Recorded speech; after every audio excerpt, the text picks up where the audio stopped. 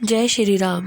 कल हमने सुना कि जब ध्रुव अपने पिता की गोद में बैठना चाहता है तो उसकी सौतेली माता उसे अपने पिता की गोद में बैठने नहीं देती और फिर ध्रुव अपनी माता की आज्ञा लेके विष्णु भगवान की तलाश में निकल पड़ता है और उसे सप्त ऋषि महात्मा कहते हैं कि तुम ओम नमो भगवते वासुदेवाय का जाप करो और गोविंद को प्रसन्न करो, तुम्हें सब कुछ मिल जाएगा। आइए अब आगे सुनते हैं कि ध्रुव ने कैसे तपस्या करके भगवान श्री विष्णु को प्रसन्न किया।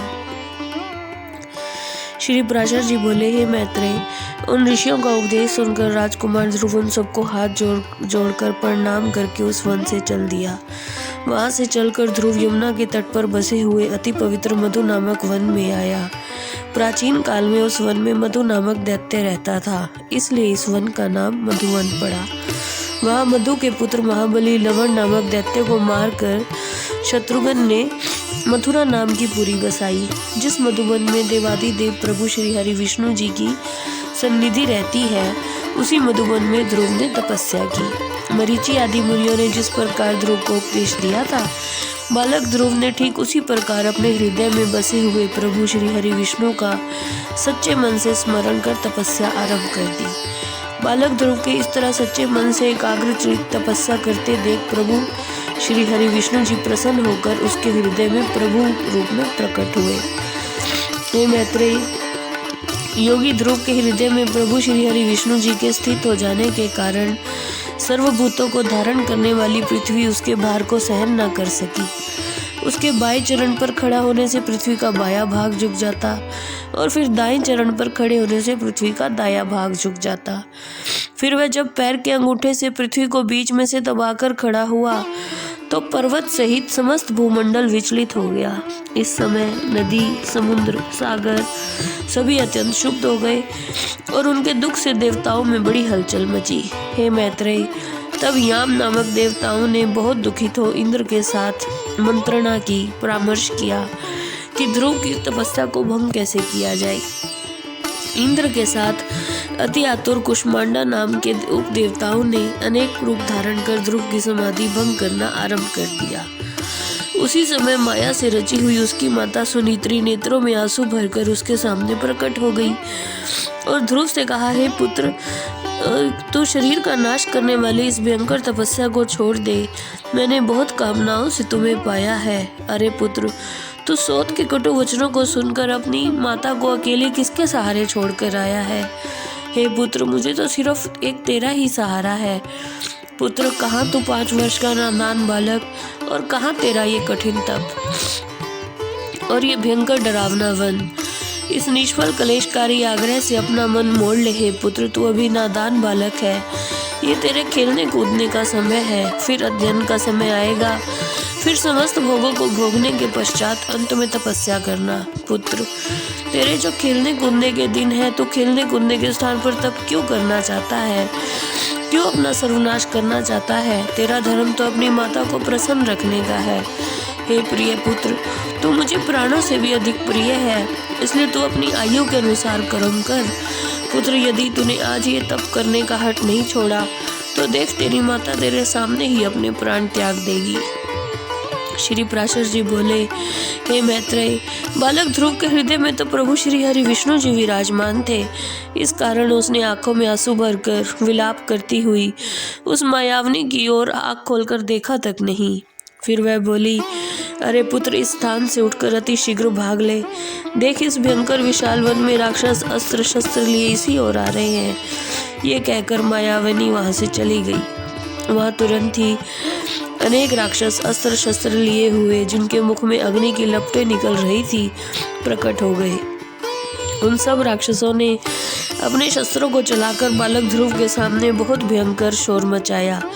उस नादान बालक को भयभीत करने के लिए अनेक स्यारियां घोर नाद करने लगी। वे सारे राक्षस मारो मारो, काटो काटो, खाओ खाओ, इस प्रकार चिल्लाने लगे। फिर शेर, ऊंट, मगरमच्छ सभी अनेक राक्षस उस राजकुमार ध्रुव को भयभीत करने के लिए तरह तरह के कर्म करने लगे। परंतु प्रभु की भक्ति में मगन राजकुमार ध्रुव को वे राक्षस, उनकी आवाजें, अस्त्र शस्त्र कुछ भी नहीं दिखाई दिया। वह राजकुमार ध्रुव सच्चे मन से एकाग्रचित होकर प्रभु श्री हरि विष्णु को ही देखता रहा और उसने अन्य किसी को देखा ही नहीं। जब सारे प्रयास करने के बाद सभी हार गए तो सभी देवता श्री हरि विष्णु के पास गए। देवता प्रभु श्री हरि विष्णु से बोले, हे देवाधिदेव जगत पिता, हम सब ध्रुव की तपस्या से संतप्त होकर आपकी शरण में आए हैं। जिस प्रकार चंद्रमा अपनी कलाओं द्वारा दिन प्रतिदिन बढ़ता है, उसी प्रकार यह भी तपस्या के कारण दिन रात उन्नति कर रहा है। हे जनार्दन, इस ध्रुव की तपस्या से भयभीत होकर हम सब आपकी शरण में आए हैं। हे देवाधिदेव, हम नहीं जानते कि वह इंद्र पद चाहता है या सूर्य पद चाहता है। उसे कुबेर, वरुण या चंद्रमा के पद की अभिलाषा है, हमें नहीं पता। हे प्रभु, कृपा करके आप हम पर प्रसन्न होइए और ध्रुव को तप से निर्वृत्त करके हमारे हृदय का कांटा निकालिए। देवताओं की बात सुनकर प्रभु श्री हरि विष्णु जी बोले, हे देवताओं, इस बालक को इंद्र, वरुण, कुबेर, सूर्य किसी के पद की अभिलाषा नहीं है। इस बालक ध्रुव की जो इच्छा है वो मैं पूरी करूंगा। आप सब निश्चिंत होकर अपने अपने लोकों को जाओ। मैं तपस्या में लगे हुए बालक ध्रुव को निर्वृत्त करता हूँ। श्री पराशर जी बोले, प्रभु श्री हरि विष्णु के ऐसा कहने पर समस्त देवगण उन्हें प्रणाम कर अपने अपने स्थानों को चले गए। और फिर श्री हरि विष्णु जी बालक ध्रुव की कठिन तपस्या से प्रसन्न होकर चतुर्भुज रूप में प्रकट होकर कहने लगे, ध्रुव, तेरा कल्याण हो। तेरी तपस्या से प्रसन्न होकर मैं तुझे वर देने के लिए प्रकट हुआ हूँ। तूने समस्त बाह्य विषयों से दूर होकर अपने मन को पूरी तरह मुझ में ही लगा दिया है। पुत्र, मैं तुमसे अति संतुष्ट हूँ। अब तू अपनी इच्छा अनुसार मुझसे श्रेष्ठ वर मांग ले। श्री पराशर जी बोले, जगत पिता प्रभु श्री हरि विष्णु जी के ऐसे वचन सुनकर बालक ध्रुव ने जब आंखें खोली तो वहां पर उसने देखा कि किरीट है, शंख है, चक्र है, गदा है, शांग है, धनुष है, खड्ग धारण किए देख उसने पृथ्वी पर सिर रखकर प्रणाम किया और परम भयभीत होकर प्रभु श्री हरि विष्णु जी की स्तुति करने की इच्छा की। परंतु ध्रुव को तो स्तुति आती नहीं थी। बालक ध्रुव का मन व्याकुल होने लगा। फिर उसने कहा, प्रभु, यदि आप मेरी तपस्या से संतुष्ट हैं और मुझे वर देना चाहते हैं तो आप मुझे वर दीजिए कि मैं आपकी स्तुति करना चाहता हूँ, लेकिन मैं उसे करना नहीं जानता। हे देवाधिदेव, जिनकी गति ब्रह्मा आदि वेदज्ञ भी नहीं जान पाए, उन्हें मैं कैसे पहचान सकता हूँ। मेरा मन आपके चरणों में लगा हुआ है।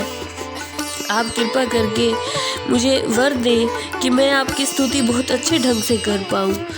श्री पराशर जी बोले, तब देवाधिदेव प्रभु श्री हरि विष्णु ने अपने सम्मुख हाथ जोड़कर खड़े हुए बालक ध्रुव को अपने वेद में शंख के आगे के भाग से छू दिया और उसी क्षण बालक ध्रुव, जय श्री राम।